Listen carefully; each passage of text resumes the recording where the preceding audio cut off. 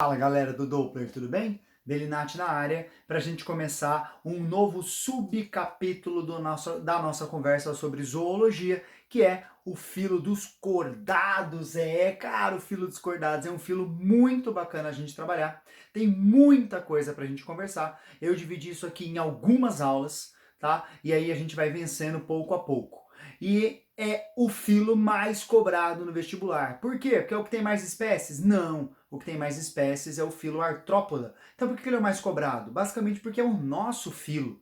É o filo do qual nós fazemos parte, então a gente espera que haja ali uma grande quantidade de questões mexendo não só com o próprio grupo e a descrição do grupo, mas também com a fisiologia comparada, que é por onde a gente vai passear intensamente no filo dos cordados. Então vamos fazer aquela usual caracterização do filo que a gente já fez com porífero, quinidário, plateomito, nematomi, todos os filos anteriores. Chegamos no último filo. Olha que boa notícia, não é? Então bora lá. Filo dos cordados. O filo dos cordados tem exemplos, muitos exemplos. Assídio, anfioxa, lampreio, tubarão, tucunaré, o sapo, jacaré, urubu e humano. Mais ou menos é na ordem que a gente vai estudar, tá? No filo dos cordados, que eu coloquei aqui para a gente avaliar. O surgimento é o mais recente de todos que a gente viu. Surgimento ali na casa de 500 milhões de anos atrás, e o número de espécies, eu falei que não era o mais numeroso, mas é respeitável você ter um grupo com 50 mil espécies viventes na atualidade. Vamos lá. São encontrados nos ambientes aquáticos, marinhos e dulcícolas, nos ambientes terrestres, úmidos, secos, quentes e frios. Isso é bem legal. Entre os nossos amiguinhos cordados encontraremos os vertebrados, e entre os vertebrados encontraremos animais de sangue quente, os homeotérmicos, aves e mamíferos. Isso faz com que haja uma dispersão do grupo por uma grande quantidade de hábitats e regiões do nosso planeta, virtualmente todas as regiões eu vou encontrar o grupo dos cordados, certo?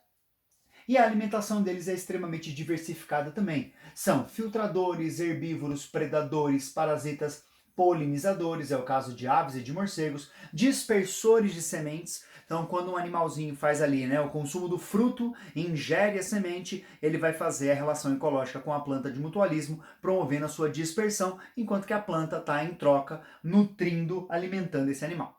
Localização no cladograma é a melhor de todas. É a melhor de todas por quê? Porque é a última, olha lá. Vamos lembrar o que tinha nesse ramo aqui? Esse é o ramo dos deuterostômios. Deuterostômios com simetria bilateral, com 3 folhetos embrionários, desenvolvimento embrionário, certinho? Somos ali o grupo irmão dos equinodermata, das estrelas do mar, por causa da deuterostomia. O outro cladograma tem exatamente a mesma posição. O filo cordata lá, vejam, é o último filo da sequência, vizinho do equinodermata.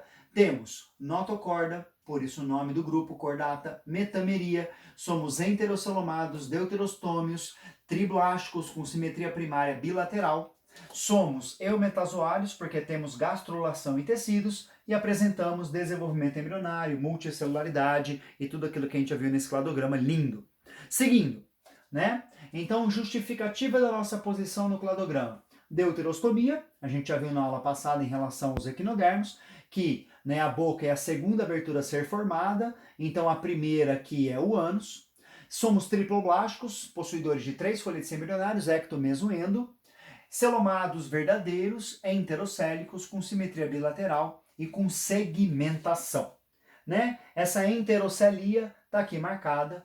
A gente tem a formação do celoma a partir da evaginação do mesoderma, proliferação dessas células e ocupação aqui do espaço da original cavidade, conhecida como blastocele, e é isso que tem no nosso grupo, em comum com o grupo dos equinodermos, além do fato de sermos deuterostomados. Apresentamos também metameria e tagmatização, isso a gente viu na aula de artrópodo. Eu estou trazendo de novo o slide aqui para a gente se lembrar que nós, seres humanos, fazemos parte do grupo dos cordados e temos ali a cabeça, o tórax e o abdômen representando estruturas de metâmeros, que são unidades funcionais, certo? Do nosso corpinho. Legal? Então vamos seguir adiante. A estrutura corporal básica, o arquétipo, o modelo que eu vou esperar ali de um cordado, é isso que está na imagem aqui para vocês. O arquétipo desse cordado vai ter que ter ao mesmo tempo essas 4 coisas em vermelho. Quer dizer, desculpa, ao mesmo tempo não. em qualquer momento da vida, mas essas 4 coisinhas em vermelho a gente espera que estejam presentes. Hoje em dia, a cauda pós-anal já até pode ser eliminada ali do conjunto de eventos ou de estruturas que eu preciso ter para ser um cordado. As mais importantes são a notocorda, o tubo neural, que fica aqui na região dorsal, ele é dorsal em relação à notocorda, e as brânquias. Além disso, o que é que a gente espera? A gente espera um sistema nervoso centralizado, dorsal, um coração ventral. Olha como inverteu em relação a alguns grupos anteriores que a gente viu, por exemplo, a artrópode. A artrópode não tinha um coração dorsal, aqui o coração é ventral. A faringe, com fendas, que são as brânquias, boca e ânus, então sistema digestório completo. E olha só a metamerização da nossa musculatura metamerizada. Segmentos musculares, os miômeros, que se repetem, certo? Então vamos dar sequência. A classificação que a gente vai usar para o filo cordata, a filogenia do filo cordata, é essa que você tem aí na sua imagem e que também eu compartilhei no PDF com vocês. Então a gente tem todo esse grande grupo aqui sendo o grupo dos cordados, e esses são os grupos que a gente vai dar conta durante as aulas. Então, cefalocordata, urocordata, mixine, petromisontida, condrictis, actinopterígia, actinista, dipnoi, anfíbia, mamália, lepidossauro, testudines, crocodília e aves. Alguns nomes são bem familiares, como por exemplo, aves, mamália, anfíbia, que dá para saber direitinho o que é. Outros são um pouco mais complexos e chatos, como por exemplo, testudines, actinistia, actinopterígia, petromisontida. Então vamos calminho, vamos devagarzinho que a gente chega lá. A classificação eu vou facilitar aqui, vou puxar ela para fora, digitado fofinho. O que a gente vai fazer? A gente vai pegar o filo dos cordados e vai separar o filo dos cordados em 3 subfilos. Vamos organizar ali. Cefalocordata, urocordata e vertebrata são os 3 subfilos que a gente vai trabalhar. Esses 3 subfilos estão aqui representados. Cefalocordata, urocordata e vertebrata. O que é esta partezinha aqui da classificação dos seres vivos? Isso daqui é o grande grupo dos deuterostômios. No grande grupo dos deuterostômios, temos uma subdivisão chamada ambulacrária, que a gente já viu equinodermata. E a gente não viu hemicordata. Então deixa eu fazer só um rascunho aqui sobre hemicordata. O que é hemicordata?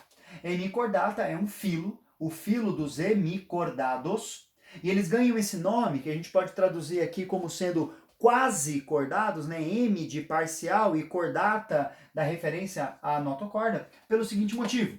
Eles têm cordão nervoso dorsal que nem nós temos, eles têm fendas branquiais que nem nós temos, mas eles não possuem notocorda. Por isso que eles ganham o nome de hemicordata. Eles não são cordados, por isso eles são um grupo externo. Então aqui, esse verme tubícola marinho, ele vive enterrado no leito oceânico. Um exemplo desse verme aqui é um tal de Balanoglossus. Ele faz parte de um grupo irmão ao grupo que a gente está falando aqui, porque ele é igualmente deuterostomado, certo? Mas ele não tem a notocorda, que é o critério principal de colocação dentro do filo cordata. Maravilha? Então, primeiro cordado que a gente vai mexer é o subfilo urocordados. São os tunicados. Os tunicados, que estão aqui representados, urocordados, eles são vizinhos do nosso grupo aqui, mas vocês já vão entender por causa da ordem que eu coloquei ali.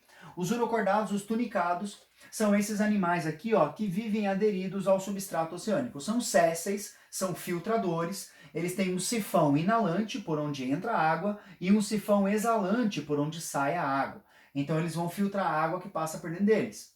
E eles são chamados de tunicados por causa dessa estrutura externa, que às vezes é rígida, às vezes é mole, às vezes é lisa, às vezes é rugosa, que é composta por um polissacarídeo semelhante à celulose.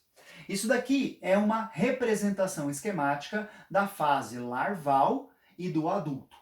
A fase larval tem uma notocorda que fica na região da cauda, por isso ele é chamado de urocordado. Uro quer dizer cauda e corda é região da notocorda. Então esse urocordado tem uma notocorda restrita à cauda e restrita também à fase larval. O adulto, olha como o adulto sofre uma metamorfose incrível. Ele aqui vira um animal que parece uma cesta.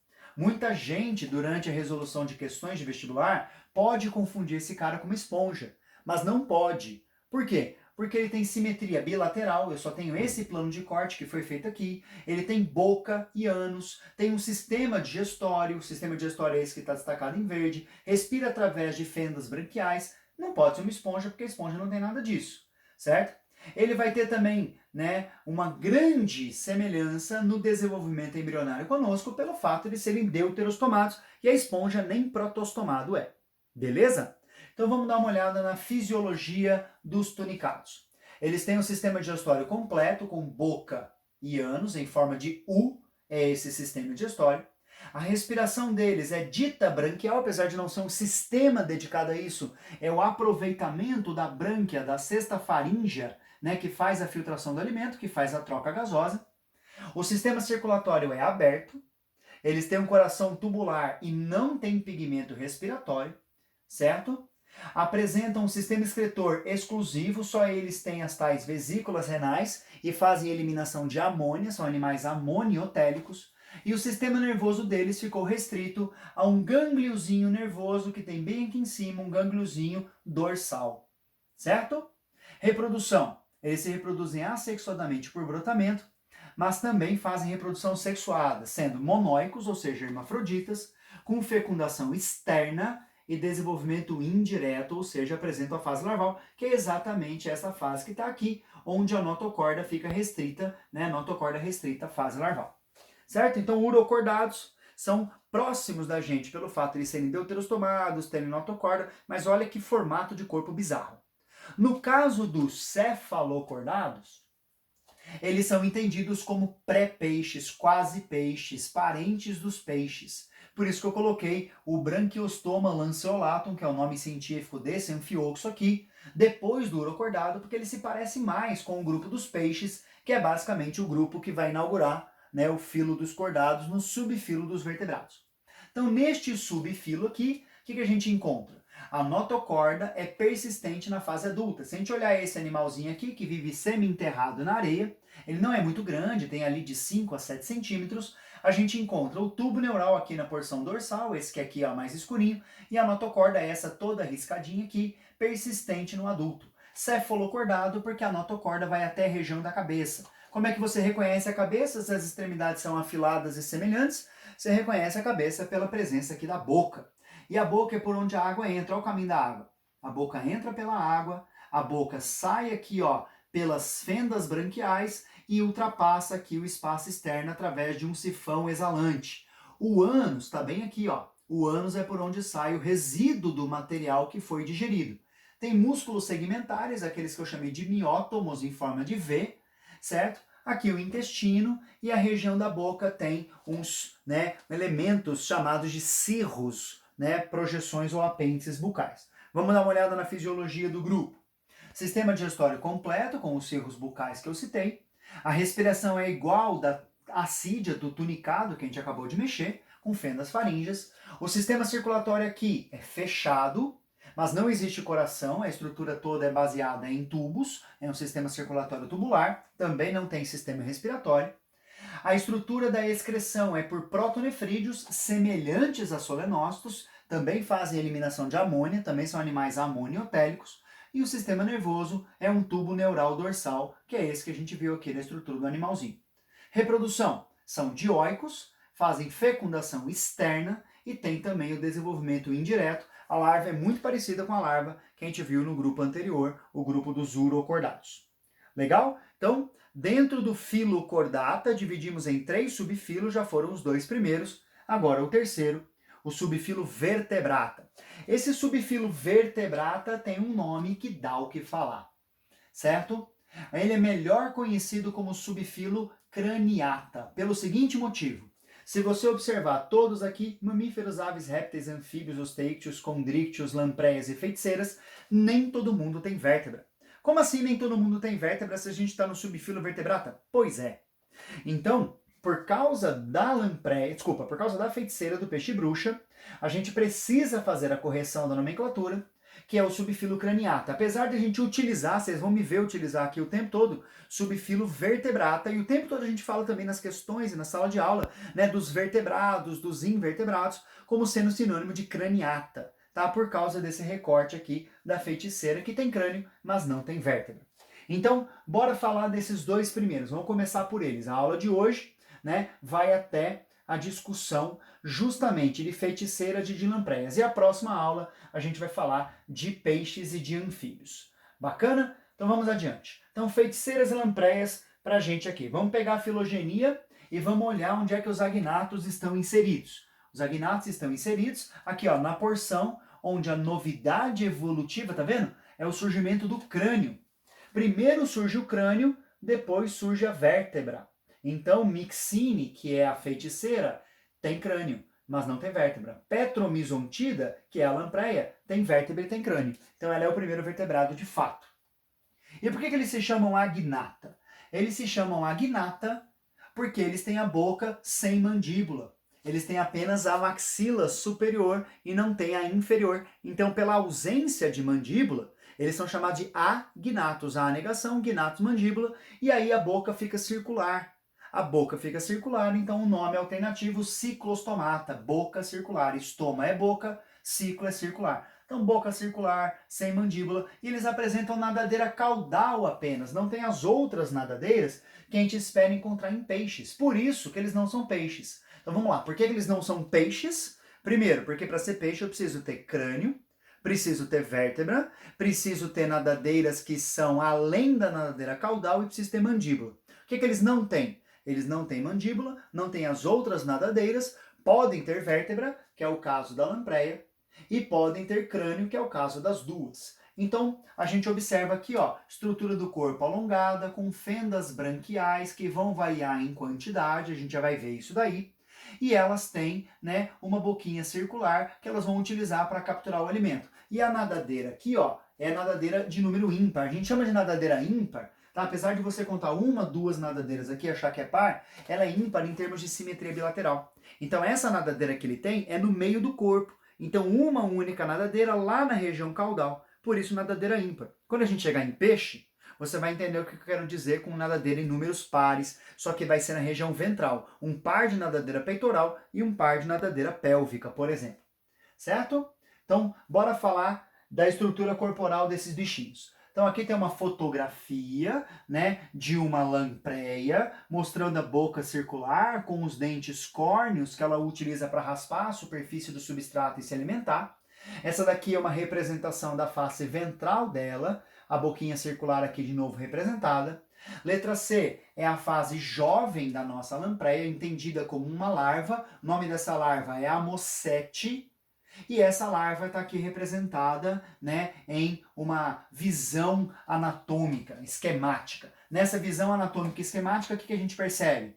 A presença da notocorda, pelo menos no estágio larval, a presença do tubo nervoso dorsal a ela, a presença no sistema digestório completo, a presença de fendas faríngeas, do elemento da nadadeira pós-anal. Então pronto, é um cordado verdadeiro, tá tudo bacaninho, tá? Vamos passar adiante, então, para observar cada uma dessas classes. Classe Myxine é a classe das feiticeiras, também chamadas de peixes-bruxa, possuem crânio, mas não possuem vértebra. São possuidoras de sistema digestório completo, sendo carnívoras e necrófagas. E ela tem um hábito curioso, esse hábito aparece bastante quando você começa a pesquisar sobre esse bicho, que é a capacidade de dar um nó sobre si mesmo quando ela quer se alimentar. Isso parece que faz dela, né, um animal capaz de fazer sucção. Então, a hora que ela se enrola sobre si mesma e puxa esse nó, ela consegue sugar o alimento. E isso é importante para ela quando ela está capturando principalmente restos de animais mortos que ficam lá no fundo do oceano. Sistema respiratório branquial. Tem de 1 a 15 pares de aberturas laterais, então o mínimo é 1, o máximo são 15 aberturas. E o sistema circulatório é chamado de fechado, entre aspas, com um coração que não tem inervação. Esse coração funciona de maneira autônoma. E tem hemácias com hemoglobina, então pigmento respiratório na célula circulatória, hemácia de fato. Certo? Hemácias nucleadas. A única hemácia que eu vou citar aqui para vocês que não tem núcleo é a hemácia de mamífero. Mas vamos voltar para esse sistema circulatório fechado. É que eles têm grandes vasos. Se a gente olhar aqui na imagem anterior, né, da estrutura desse animalzinho, quando a gente olha aqui o coração, esse coração vai formar grandes vasos que formam como se fossem cavidades corporais, por onde ele vai ter a distribuição dos nutrientes e tudo mais. Então parece um sistema circulatório aberto, porque esses grandes vasos parecem que formam hemocélices, mas na verdade são estruturas contidas por vasos sanguíneos, então ele é chamado de sistema fechado. O sistema excretor é composto por rins pronéfros, eu te explico daqui a pouquinho melhor o que é um rim pronéfro, espera só um pouquinho, e eles são eliminadores de amônia, são animais amoniotéricos. O sistema digestório, o sistema nervoso deles, como a gente já colocou, é dorsal, e com relação aos olhos, ou eles são muito pequenos, ou eles são ausentes, principalmente por causa do hábito de vida que é lá no fundo do oceano, região de penumbra ou de escuridão total. Então há uma seleção favorável aos animais que economizam energia não produzindo o tal do olho. Reprodução. São monóicos não verdadeiros, com fecundação externa e desenvolvimento direto, certo? Esse monóico não verdadeiro é o seguinte: o que é um monóico não verdadeiro? Ele tem os dois elementos produtores de tem as duas gônadas produtores de gametas masculino e feminino, mas só uma delas é ativa. Então, ou ele tem somente o testículo ativo, ou ele tem somente o ovário ativo. Então, ele é um hermafrodita, se você fizer uma análise anatômica, mas fisiologicamente é como se ele tivesse em sexos separados. Esse aqui é um monóico não verdadeiro. O outro grupo, o grupo chamado de Petromizontida, né, as lampreias, possuem crânio e coluna vertebral, apesar de incompleta. Então são os primeiros vertebrados de fato. Né? Esses animaizinhos têm o sistema digestório completo também, sendo lembrados principalmente por serem ectoparasitas de peixes. Então eles são como se fossem sanguessugas, né? Dentre os vertebrados, eles usam a boquinha circular para grudar aqui, ó, na parede externa do peixe, e aí fazem uma ferida e se alimentam do sangue desse peixe. Então são hematófagos. Sistema respiratório branquial, com 1, 2, 3, 4, 5, 6, 7 aberturas de cada lado do corpinho. O sistema circulatório, mesmo padrão do anterior que eu te falei, né? Sistema circulatório fechado, entre aspas, apesar do coração ser enervado. Então aqui tem sim, né, controle nervoso do coração. E hemácias com hemoglobina, hemácias nucleadas também. Rins, chamados de mesonéfros, com a produção de amônia, então amoniotéricos. Sistema nervoso dorsal com olhos desenvolvidos, ó, o olho do bicho aqui, ó. Tá? Então ele já tem um hábito de vida próximo dos outros animais, ele vive mais para próximo da superfície, a visão para ele é um sentido importante, então, né, é esperado encontrar. Animais dioicos, sexos separados, com fecundação externa, desenvolvimento indireto, é aquela larva que eu te mostrei, né, no slide do esquema anatômico, a larva chamada de Amocetes. Deixa eu te mostrar agora duas coisinhas referentes à fisiologia. Uma referente ao sistema circulatório, ao coração propriamente dito, e a outra referente ao sistema excretor. Então vamos primeiro para o coração. Essa imagem aqui é um pouco difícil de entender, vai valer mais o que eu vou falar do que o que você vai enxergar aqui. O que está mostrado aqui é o seguinte, na ordem. Coração de um Myxine, que é uma feiticeira, coração de um Petromizontide, que é uma lampreia, coração de um peixe cartilaginoso, o tubarão condríctio, e coração de um peixe ósseo, um osteítio. O que eu quero mostrar nessa imagem aqui, toda, né, bagunçada? É o seguinte, todos esses corações têm duas câmaras cardíacas verdadeiras. Então, um átrio, um ventrículo, um átrio e um ventrículo. Se você olhar aqui, você também vai achar um átrio e um ventrículo, e aqui você também vai achar um átrio e um ventrículo. O que muda é o seguinte, esses animaizinhos têm algumas estruturas antes do átrio e antes e depois do ventrículo. Por exemplo, o coraçãozinho da lampreia tem um seio venoso, então ele tem 1, 2, 3, 4 câmaras aqui apresentadas. Uma antes do átrio e uma depois na região do ventrículo. A mesma coisa no coração dos dois peixinhos. Eles apresentam, né, um seio venoso aqui, antes do átrio, e depois uma estrutura, né, na sequência do ventrículo. Aqui é uma estrutura de cone, aqui é uma estrutura de bulbo arterioso, mas o que interessa é que alguns materiais podem trazer um coração com 4 câmaras, quando na realidade são de fato 2 câmaras cardíacas, átrio e ventrículo, certo? Para cavidades externas, como o seio venoso, cone arterial ou bulbo arterioso. O que muda é que o coração da feiticeira não vai ter o seio venoso globoso, bastante espaçado antes do átrio. Perceba como ele é bem pequenininho quando comparado com o seio venoso aqui da nossa amiguinha lampreia. Mas ele vai ter, né, uma estrutura mais modificada ainda na sequência. Então, o seio venoso é considerado uma cavidade, apesar de pequena, mas logo depois do ventrículo, vejam, ele já vai direto para a aorta ventral. Ele não passa antes nem pela estrutura do cone, nem pela estrutura do bulbo. Então ele tem oficialmente 3 câmaras na região do coração. Um seio venoso, um átrio e um ventrículo, e não vai ter a câmara que é depois do ventrículo. Beleza? E na sequência, o que eu prometi, né? Tipos de rins. Então, quando a gente fala de tipo de rim, o rim é uma estrutura das mais complexas que a gente tem em termos de excreção, de osmorregulação, de controle de água. E quando a gente olha para vertebrados, o rim tem 3 nomenclaturas. Ele é chamado de pronefro, mesonefro ou metanefro.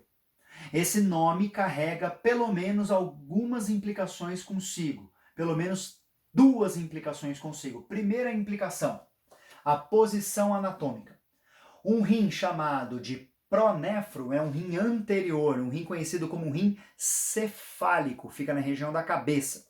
Um rim chamado de mesonefro é um rim intermediário, que fica na região intermediária do corpo, que é o tórax, por isso ele é chamado de rim torácico. E um rim chamado de metanefro é um rim que vai ficar na porção mais posterior do corpo, na região abdominal, que é o caso do nosso rim. O nosso rim fica após o nosso diafragma, na região, portanto, conhecida como abdominal. E além dessa diferença de posicionamento da região, né, anterior, medial e posterior, uma outra diferença importante do rim pró, meso e metanefro é o que é que ele filtra. O rim pronefro filtra apenas, única e exclusivamente o conteúdo da cavidade celomática. O rim metanéfrico filtra exclusivamente o conjunto dos vasos sanguíneos, enquanto que o rim mesonefro faz um intermediário de filtração tanto de líquido celomático quanto de conteúdo do sistema circulatório. Tá? Então essas são as diferenças, tá? Posicionamento e o que filtra. O que a gente viu? A gente viu lampreia e feiticeira. As feiticeiras têm, tanto quando são embriões, tanto quando são adultas, o rim funcional chamado de pronefro. É o único grupo que mantém o rim pronefro na fase adulta. Quando a gente observa agora, né, o grupo da lampreia, a lampreia se encaixa aqui no meio. Tá? A lampreia se encaixa junto com peixes e anfíbios. E ele vai ter também, né, o rim pronefro quando é embrião. Então todos os embriões vão começar ali pelo rim pronefro. É legal, que é quase que uma revisitação ao processo, né, evolutivo. Começa com o rim pronefro, avança para o rim mesonefro e chega no rim metanefro, por exemplo. Répteis, aves e mamíferos, quando são adultos, têm o rim metanéfrico. Mas eles passam por esses 2 estágios durante o desenvolvimento.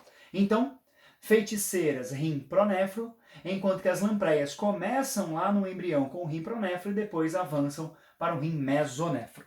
Beleza, galera? Então a aulinha introdutória de cordados com os agnatos ciclostomados já está aí para você destruir. Um abraço e até a próxima.